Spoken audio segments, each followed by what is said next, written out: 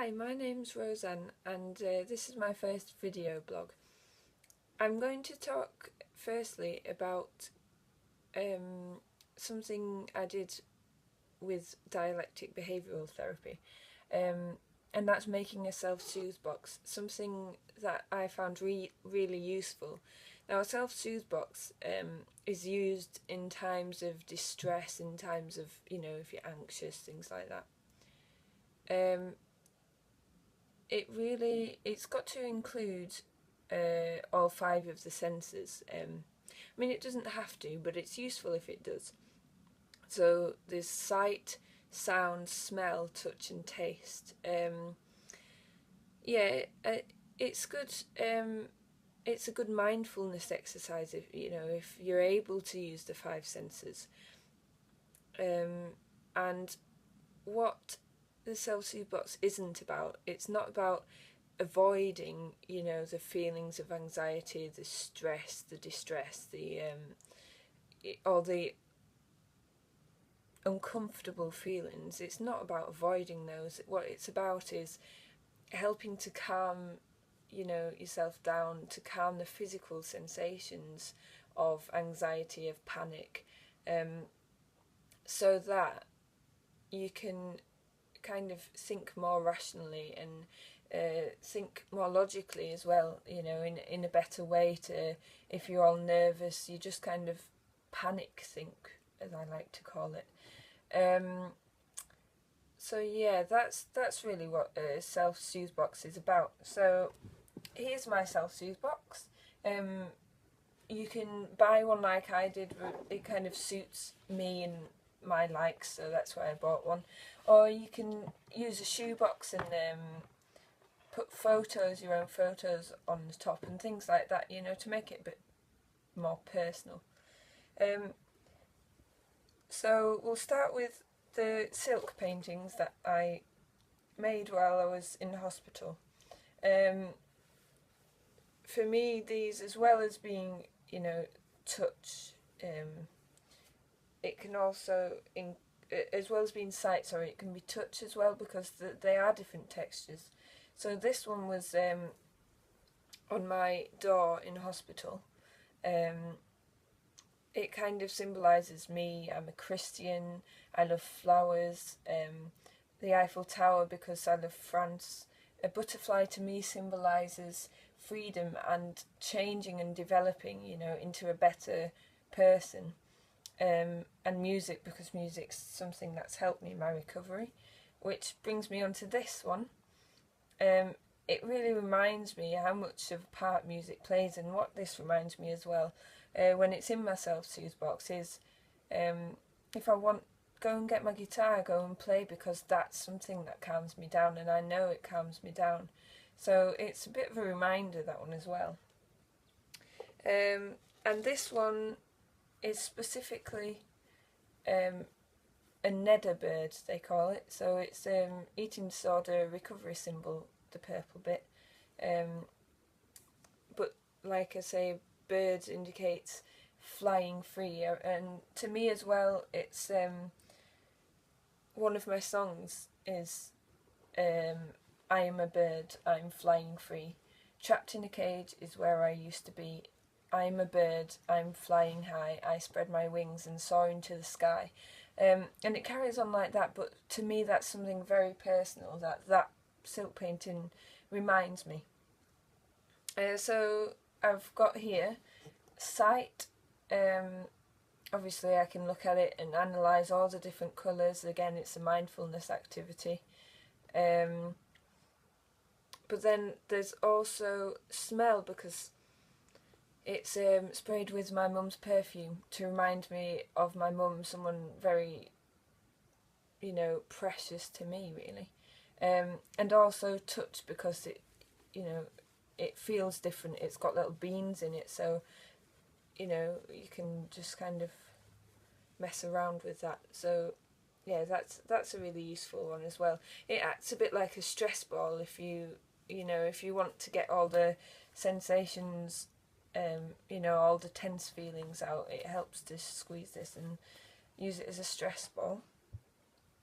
Now, obviously if you're suffering from an eating disorder, taste is something that is for some people quite hard.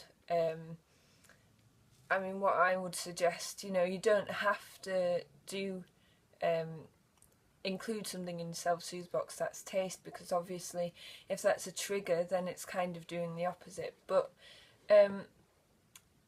even if, you know, you've got a flavoured tea or something that just does help to calm you down. I mean, this is my part in recovery that I wanted to include, you know. I've got a pack of Starburst, so really it's about mindfully doing all of these things as well, you know. You mindfully take it out of the packet, observe what colour is the packaging, you know. This is purple, and what does it say on it, and what's it got on it. You know, you could do that with mints or things like that, and then smell it, see if it smells of anything. It smells slightly of blackcurrant, although I can still smell my mum's perfume from my toy, but yeah. So yeah, mindfully do it. Then, you know, if you're feeling up to it, if you're feeling like a challenge, put it in your mouth, taste it, think, what does this taste like, you know, what's it making me feel like, and yeah, it's just it's a good step in recovery as well, you know, for me being able to do this. So I have lots of things in my self-soothe box still. There's still lots of things. I've got a little book of happiness that was given to me by one of my friends while I was in hospital. The quote that I keep kind of saved in this book is, "Keep smiling because life is a beautiful thing and there's so much to smile about." And it's so true, you know, that reminds me, if I'm having a bad day, I come to my self-soothe box and I think, you know what, it is a bad day. I'm feeling a bit rubbish, I'm feeling a bit down, but there's something good that's happened today. And it helps you to analyse and think, you know, what, even if it's a minuscule thing, what good thing has happened to me today? So yeah, that is a really useful book of happiness to have, really. This is, again, personal to me. It's a place where I went with my dad in Germany, because I love German as well, and everything German. And I wasn't very well, really, when I went last time. So my aim is to go back to Cavalier, which is near Dusseldorf, and I just want to, you know, experience a holiday in recovery, and more recovered than I was when I went last time. So yeah, that's special to me. It's got all the things that there are in there, and it's just a great incentive for me as well. So I've got pictures of me with my friends and all different events, things like that, that I look through, you know, if I'm feeling a bit down, to remind me of all the fun times I've had in my life as well. I've got different cards, but a Christmas card drawn by my sister, the cards that the unit got me when I left with all the lovely messages in, and all the letters as well that people gave me while I was in Cheadle. And along with that, I've also written down, you know, if someone says something to you and you just think, that was a lovely thing for them to say, write it down, because you'll forget that they've said that. And you know, it's great to remember that there's so many positive things that people have said to you, and you know, it's a negative thing to remember. If someone says something negative about us, remember that.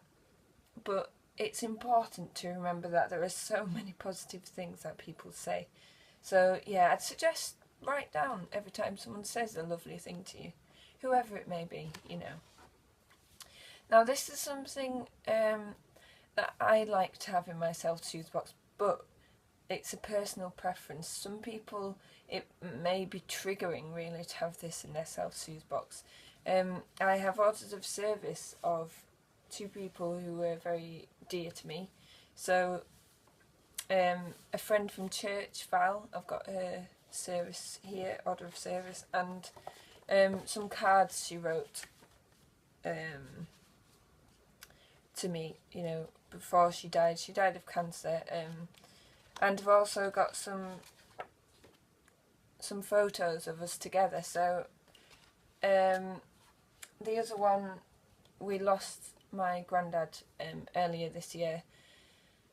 It was a shocking time. It wasn't expected, and like I say, some people would find this upsetting. You know, they wouldn't like it in their self-soothe box. It's like if people are in hospital and they've got letters from loved ones, it makes them feel sad, and that, you know, obviously that's not what the self-soothe box is aimed for. But for me, it's a way of thinking those people who are dear to me in my life are not here anymore. They're not on this earth, and they can't see me recover, but they're up there, and although I can't see them see me recover, they're watching, and I know that, you know, it's just, for me, it's an incentive thinking, look, all Grandad wanted was for you to get better, and he's not here to tell you that. He's not here to guide you in life, but he's still, you know, he still wants you to recover. So yeah, that helps me. It's personal preference, but like I said, I'm a Christian, so my Bible is a big important part in you know, calming me down, making me realise that there's always an answer for things, you know, and this is a special Soul Survivor Youth Bible, so it's got all different scenarios really in it. So yeah, that's a really good thing. You know, if you're religious, your holy book would be good. If you're not religious, something, you know, that helps you to have faith, you know, something that just spurs you on a little. My Bible does. It might be something completely different for you, but there's always something that will spur you on, make you think, you know what, I can do this. So these are from my 2 best friends. I've got a letter and the Christmas card. Yeah, so they're just lovely messages in there, really. Personal to me, and made me realise people care, and, you know, all they want is for you to get better.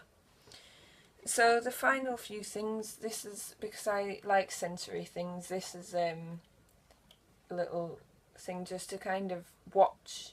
You know, it's another mindful exercise. You can watch it, you can change what it does and things. So yeah, that's useful for me. I've got a little plaque with a quote: when it rains, look for rainbows; when it's dark, look for stars. That again, it just helps me. I love quotes, so that really helps me.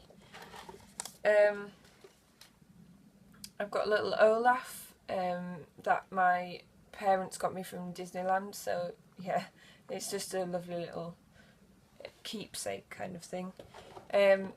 Now sound, that's my iPod, which I'll use.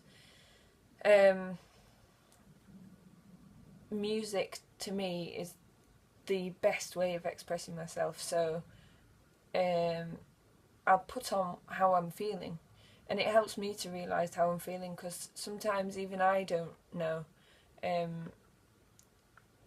All I need to do is put my iPod on and see what I can keep on, you know, what I can keep playing. If I play something and I think, oh, I don't want to listen to this, I know that's not how I feel.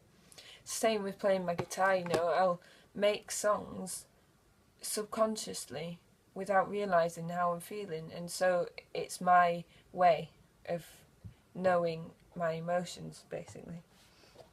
And then I've got a wooden cross, they're called Cross in My Pocket, so it's one you can take with you, and again it's you know, it's the touch aspect and the sight aspect.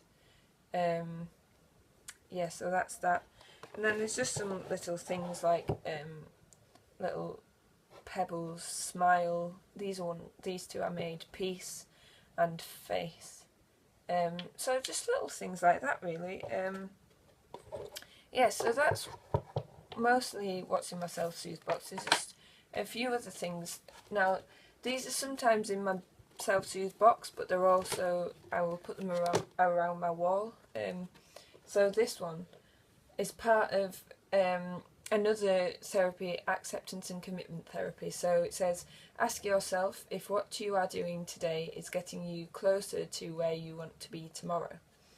So it's really about thinking, right, are my actions going to get me closer to my values, to the person I want to be, or are they going to make me step back from that person I want to be? And it may be that the thing you know you need to do is scary, is anxiety provoking, it makes all these uncomfortable feelings happen, but it's the right thing, it gets you that step further. So yeah, that's a great quote for me, and I've put things around, you know, the things that are special to me: squash, Christianity, music, flowers, languages, the recovery symbol, and a butterfly. So yeah, another one, this was what I had for my placemat in the hospital. Where flowers bloom, so does hope. And they're pressed flowers that I've done. Well, it's actually a photocopy, but I did press the flowers. So yeah, that's another one that is good. Now this one is another bit to do with therapy. It's about the improve method. So that's imagery. That one's a quote. That's from Winnie the Pooh, my quote. It's, you're braver than you believe, stronger than you seem, and smarter than you think. This one is lyrics from a Christian song by Stuart Townend. It's really quite powerful for me because it says, come all you fallen and come all you broken, find strength for your body and food for your soul. So, you know, because of my eating disorder, it helps me to think, right, I need to eat, I need to fill my body and, you know, feed my soul.